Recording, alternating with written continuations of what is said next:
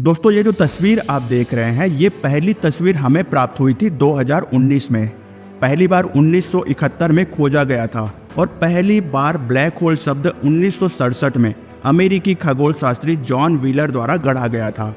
हैरानी की बात तो ये है कि एक भारतीय महान गणितज्ञ ने मौत के नज़दीक रहते हुए अस्पताल के बिस्तर से ही उसके बर्ताव की कल्पना कर ली थी और उसका मैथमेटिक्स फॉर्मूला बना डाला था, वो भी सन 1920 में। और जिस समय फॉर्मूला लोगों के सामने आया था उस समय ब्लैक होल जैसे किसी भी खगोलीय घटना की कोई भी कल्पना नहीं कर पाता था। इस व्यक्ति की कहानी सुनना थोड़ा टफ है, वो इसलिए क्योंकि इस व्यक्ति की कहानी का एक बड़ा हिस्सा सिर्फ और सिर्फ गणित है, जिसे भारतीय उपमहाद्वीप में जन्मे सदी के सबसे महान गणितज्ञ के रूप में जाना जाता है। उनका नाम था श्रीनिवास रामानुजन। 11 दिसंबर 1887 को तमिलनाडु के कोयम्बटूर के पास एक गांव ईरोड में एक तमिल ब्राह्मण अयंगर परिवार में जन्मे। उनके पिता कुप्पुस्वामी श्रीनिवास अयंगर एक साड़ी की दुकान में मुनीम थे। माता कोमल लतामल एक गृहिणी थी जो एक मंदिर में भजन गाया करती थी। 5 साल की उम्र में वे पहली बार स्कूल गए और 10 साल की उम्र तक वह हायर सेकेंडरी स्कूल में भी पहुंच गए थे, जहां उन्हें पहली बार फॉर्मूला मैथमेटिक्स पढ़ने को मिलती है।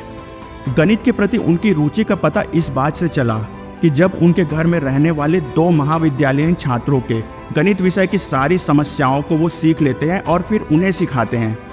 इसी दौरान महज 13 साल की उम्र में मैथमेटिशियन S.L. लोनी की एडवांस ट्रिग्नोमेट्री की बुक उनके हाथ लगी, जिसे उन्होंने पूरी तरह से सॉल्व कर लिया था, वो भी बिना किसी टीचर के। लेकिन 1903 में 16 साल की उम्र में उनके किसी दोस्त ने उन्हें ये किताब दी, जो कि मैथमेटिशियन J.S. कार द्वारा लिखी गई प्योर एंड अप्लाई मैथमेटिक्स की किताब थी, जिसमें मैथमेटिक्स के 5000 से अधिक थ्योरम का कलेक्शन था। रामानुजन ने उसे 1 साल के अंदर ही मास्टर कर लिया। हाई स्कूल में गणित और अंग्रेजी में अच्छे अंक मिले थे तो उन्हें कुंभाकोलम के गवर्नमेंट आर्ट कॉलेज में स्कॉलरशिप भी मिल गई, लेकिन कॉलेज के पहले ही साल स्कॉलरशिप मिलनी बंद हो गई। कहा जाता है ना, किसी भी चीज़ पर हद से ज़्यादा लगाव भी हमारे लिए नुकसानदायक होता है, और रामानुजन के साथ भी ऐसा ही था। वो गणित के सिवाय और भी कुछ पढ़ना पसंद नहीं करते थे। नतीजा ये हुआ कि गणित छोड़कर बाकी हर विषय में वो फेल हो गए। स्कॉलरशिप मिलनी बंद हो गई।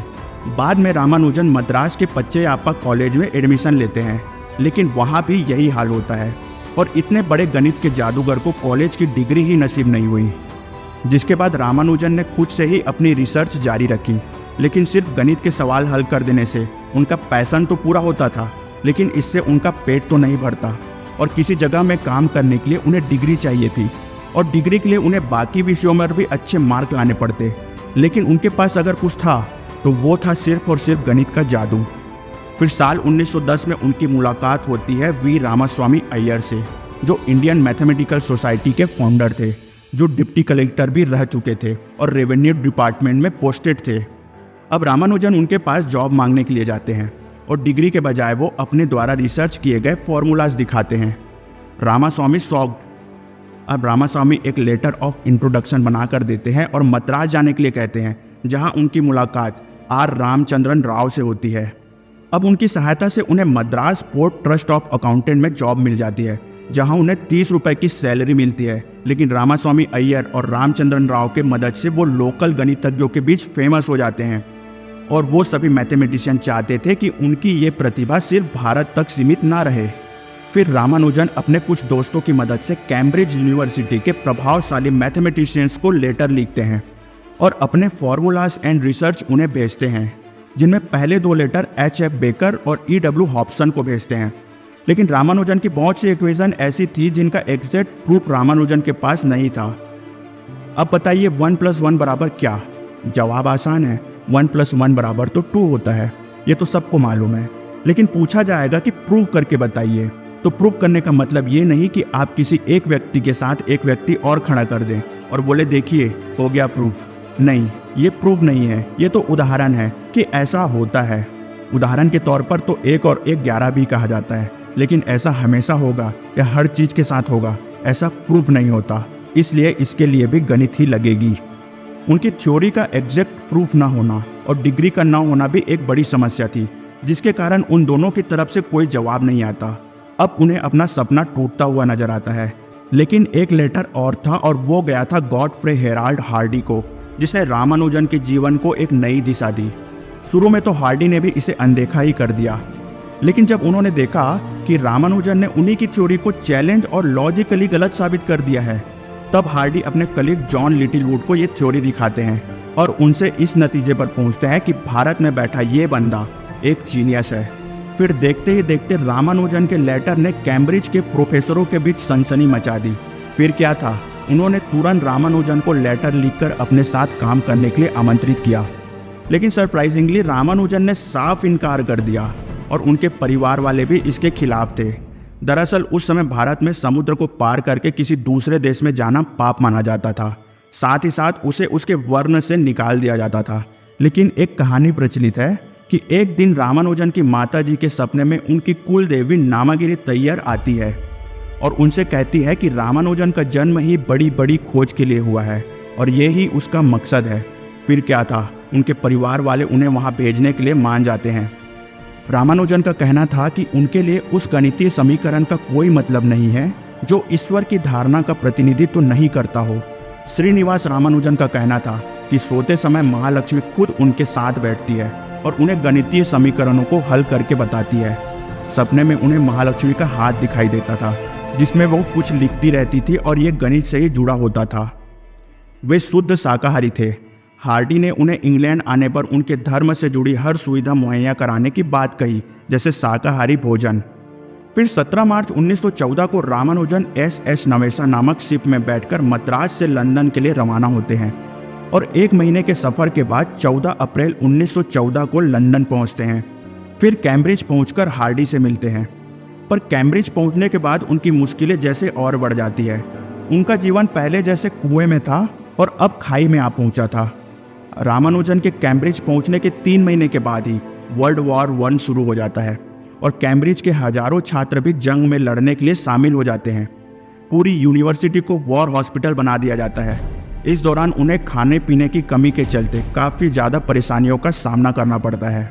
उन्हें कई बार भूखा ही रहना पड़ता है, लेकिन हार्डी और रामानुजन के रिसर्च पर कोई प्रभाव नहीं पड़ा और इन दोनों ने अगले 5 सालों तक mathematical analysis, infinite series, continued friction and number theories में कई उपलब्धियां हासिल की। 5 सालों में रामानुजन ने यूनिवर्सिटी में अपने आप को जीनियस के रूप में प्रेजेंट कर दिया था और 6 दिसंबर 1917 को रामानुजन को लंदन मैथमेटिकल सोसाइटी में शामिल किया गया। 1 मई 1918 को रॉयल सोसाइटी में शामिल होने वाले दूसरे भारतीय बने और 13 अक्टूबर 1918 को फेलो ऑफ ट्रिनिटी कॉलेज में शामिल होने वाले पहले भारतीय बने। लेकिन इतनी सारी उपलब्धियों के बाद भी आपको जानकर हैरानी होगी कि रामानुजन ने साल 1918 में लंदन के स्टेशन के पटरियों में कूदकर आत्महत्या करने की कोशिश की। जी हाँ, वो अपनी ज़िंदगी से खुश नहीं थे, जिसका मुख्य कारण था उनके शरीर की बीमारी।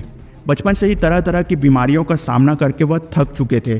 जैसे बचपन में ही उन्हें स्मॉल पॉक्स हो गया था, वो भी उस समय जब उसके वैक्सीन्स नहीं बने थे, जो उस समय एक जानलेवा बीमारी थी। फिर 1917 में गैस्ट्रिक अल्सर की वजह से उनकी हालत काफ़ी ख़राब हुई थी। इतना सब कुछ कम था कि उन्हें इंग्लैंड में कॉन्स्टेंट इलनेस की वजह से ट्यूबरकुलोसिस हो गया और सभी से दूर एक स्पेशलाइज्ड हॉस्पिटल में उनका इलाज चलना शुरू हुआ। इसी दौरान उनसे मिलने प्रोफेसर हार्डी हॉस्पिटल आए। हार्डी जिस टैक्सी में बैठकर वहां पहुंचे थे उसका नंबर था 1729। बातों बातों में हार्डी रामानुजन से कहते हैं कि 1729 एक नॉन इंटरेस्टिंग नंबर है, यानी कि एक ऐसी नंबर जिसमें कुछ भी खास नहीं है। तभी रामानुजन कहते हैं कि ये तो बहुत ही खास नंबर है। ये वो स्मॉलेस्ट नंबर है जिसे 2 क्यूब के सम के तौर पर 2 अलग अलग तरीक़ों से एक्सप्रेस किया जा सकता है। जैसे 1 cube plus 12 cube is equal to 1729, वहीं 9 cube plus 10 cube is equal to 1729 ही होता है और इसे ही हार्डी रामानुजन नंबर भी कहते हैं। अब इस बात से अंदाज़ा लगाया जा सकता है कि वो किस लेवल तक गणित से खेल सकते थे। अब उन्होंने सोचा कि भारत जाकर शायद उनकी बीमारी ठीक हो जाए और भारत वापस लौट गए।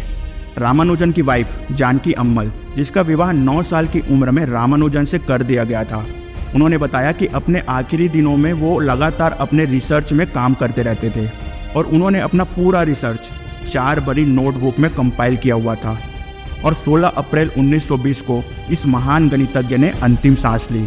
लेकिन अंतिम समय में उनके द्वारा रिसर्च किए गए थ्योरम और इक्वेशन का एक्सप्लेनेशन क्या था और किस टॉपिक में वो था, उस थ्योरम को सुलझाने की कोशिश आज भी मैथमेटिशियन कर रहे हैं और 4000 से ज़्यादा थ्योरम्स को प्रूव किया जा चुका है। वैज्ञानिक इस बात से हैरान हैं कि उनमें से कुछ थ्योरम ऐसे हैं जिनका पता लगाने में हमें सैकड़ों साल से भी अधिक का समय लग गया और उन्होंने इतनी अल्प आयु में ही उस समय यह करके दिखाया था। और उन्हीं में से एक है मॉक थीटा फंक्शन। ये उस समय लिखा गया था जब वो अस्पताल में भर्ती थे और अपनी ज़िंदगी और मौत के बीच लड़ रहे थे। अमेरिका के एमोरी यूनिवर्सिटी के प्रोफेसर केन ऑन ने इसे सुलझाने में सफलता हासिल की और दावा किया कि रामानुजन की ये 90 साल पुराना रिसर्च ब्लैक होल के बिहेवियर को एक्सप्लेन करता है। ऐसे ना जाने कितने ही राज छुपे हुए हैं उनके इन रिसर्चों में, जिसका पता लगाना अभी बाकी है। बड़े से बड़े मैथमेटिशियन उन्हें गणित का जादूगर भी कहते थे और कुछ उन्हें जीनियस कहते थे। उस समय अगर अल्प आयु में इनकी मृत्यु नहीं होती तो गणित के ये महान जादूगर यूनिवर्स के ऐसे कई राज खोलकर रख देते। तो दोस्तों, इस जीनियस की स्टोरी को अपने दोस्तों के साथ जरूर शेयर करें, वीडियो को लाइक करें और चैनल को सब्सक्राइब करना ना भूलें। Thank you.